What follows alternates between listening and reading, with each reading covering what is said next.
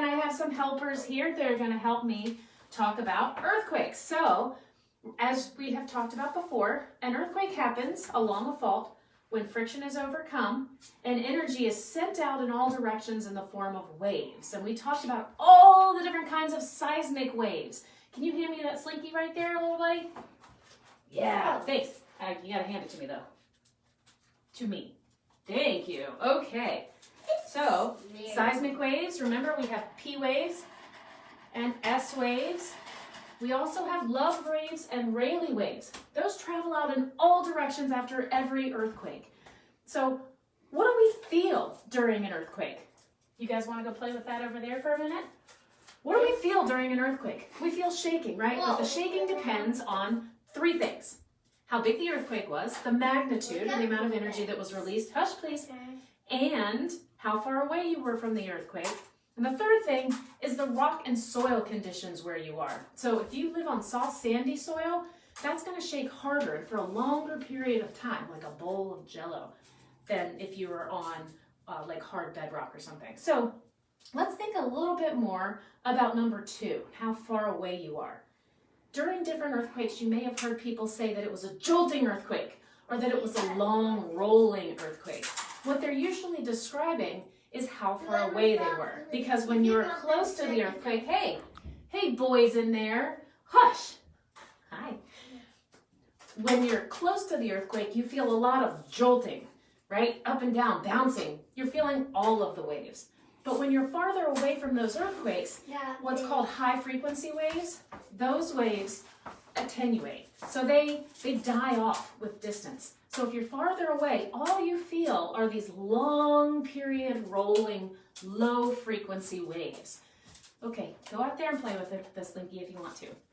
You guys are not being very helpful with earthquakes.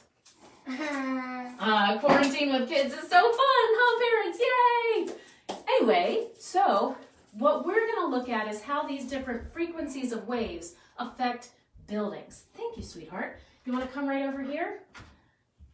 This is my friend that is going to show us about how buildings respond to earthquakes. So the height of a building actually has a lot to do with the frequency of shaking that are going to make it shake harder. So can you hit this block, Rowan? Just hit it. Everything shakes, right? If you're close by, everything shakes. But the tall building is going to respond more to low frequency shaking. So if I shake it at a lower frequency, see how only the taller one really responds? But shorter buildings will respond to higher frequency shaking. That's hard to see here because these blocks,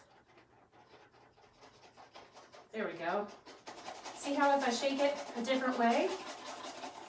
And we can show that in all sorts of different ways. So you can experiment, hold on, You can experiment with all different things around the house and see how buildings, in this case these are manila envelopes of different sizes, respond to different periods of shaking. Yeah, very good.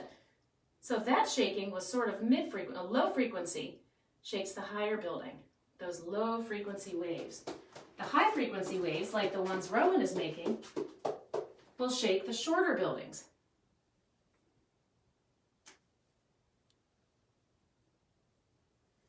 I don't think I can shake it at a high enough frequency to get the smallest one going.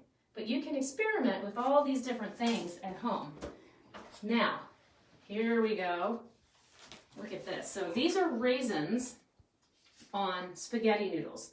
And we're going to do another, these are all called BOSS models. I think it's Building Oscillation Seismic Simulation. So you can make all of these at home, and I will post all of those things in the comments. But here we go again. If we shake it long and low frequency, then the taller one shakes. Lower frequency, the shorter ones shake. Well, what happens if the building shakes too hard? It breaks. Yes, it breaks. So that's what we're trying to do. Oh, here you go. You want to hold the rest of those buildings? Yeah. What we try and do with buildings and earthquakes is to make sure that we can survive the earthquake and thrive afterwards. There's no such thing as a natural disaster What we really have are natural hazards. And if we're not adequately prepared for the hazard, that's when it becomes a disaster. So we want to make sure that our buildings are built to withstand shaking. Yeah. And we want to make sure that they're constructed out of the right kind of materials for the hazards that we face. So the building we're in right now, Like this. that's right, just like that. So it doesn't break. Right. The building we're in right now is a wood frame single family home. It's very flexible. So if we have an earthquake here, this building will probably do pretty well because it's flexible. But people live in all different kinds of buildings in all different parts of the world, right? Some buildings are made like this one, mostly out of wood. Other buildings are made mainly out of concrete or stone, things that are much more rigid and might not be as good at withstanding earthquake shaking. Those buildings, though, could be really good at withstanding high winds from hurricanes. So we have to build for the hazards that we have. But even if you have a building that's not built with the best materials for earthquakes, you can always do seismic retrofitting, which means you can make your building safer for earthquakes and better prepared for shaking that you might experience. Wow. And importantly, remember what to do when you feel earthquake shaking. Everybody ready? Can you say it with me? Drop, cover, and hold on. So let's practice that really fast. Okay, drop down underneath a table or another sturdy surface. That's right. Drop down, take cover, and hold on, just like that, until the shaking stops. Now remember, we have sound effects and lots of guests today. Don't be scared. Be prepared. All right, we'll see you next Wednesday. Bye. Wait.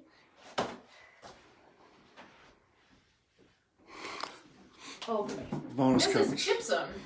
Dr. Matt Jungers at Denison brought that back to me from Chile. It's cool, isn't it? That's an evaporite mineral. It's a sedimentary rock. Oh, is that the building shaking during an earthquake? Chile actually has a lot of earthquakes, so I bet this rock has experienced some earthquakes. All right, see you later. Yeah, it is kind of